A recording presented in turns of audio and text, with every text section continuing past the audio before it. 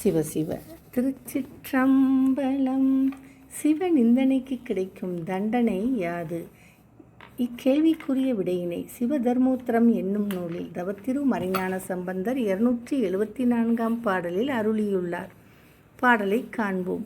ஒப்பு இலி அனாதி முத்தன் ஓதிய வேதம் ஆதிக்கு ஒப்பு உயர்வு உரைப்பார் நிந்தை உரைப்பவர் உண்ணுவாரும் வெப்பு எரி நிறையம் தன்னுள் வீழ்ந்து வெந்து உருகி வீயார் எப்பொழுது ஏறுவாம் என்று இளைத்து இளைத்து ஏங்குவாரே என்பதாகும். இப்பாடலில் வரும் ஒப்பிலி என்றால் ஒப்பு இல்லாதவன், அதாவது நிகர் இல்லாதவன் என்று பொருள். முத்தன் என்றால் பாசங்கள் இல்லாதவன்.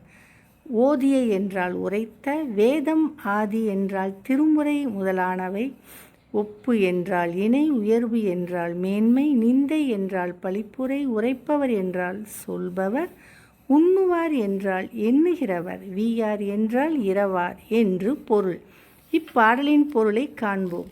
தனக்கு யாரும் இணை இல்லாதவனும் ஆணவம் முதலான பந்தங்கள் இல்லாதவனும் ஆகிய சிவபெருமான் அருளிய திருமுறைகள் சிவாகமங்கள் முதலான அருள் நூல்களுக்கு ஒப்பாகவும் அவற்றிற்கு மேலானதாகவும் ஒரு நூலை சொல்லுவோரும் அந்த அருள் நூல்களை இழிவாகச் சொல்லுவோரும் இகழ்ச்சியாக எண்ணுவோரும் வெம்மை மிகுந்து எரியும் நரகில் வீழ்ந்து தசைகள் வெந்து உருகி உயிர் விடாமல் தண்டனையை மறுமையில் அனுபவிக்கும் உடலோடு, அதாவது யாதனா சரீரத்தோடு நரகில் கிடந்து இளைத்து இளைத்து அதை விட்டு எப்பொழுது கரையேறுவோமோ என்று ஏக்கமுற்றவாறு இருப்பர்.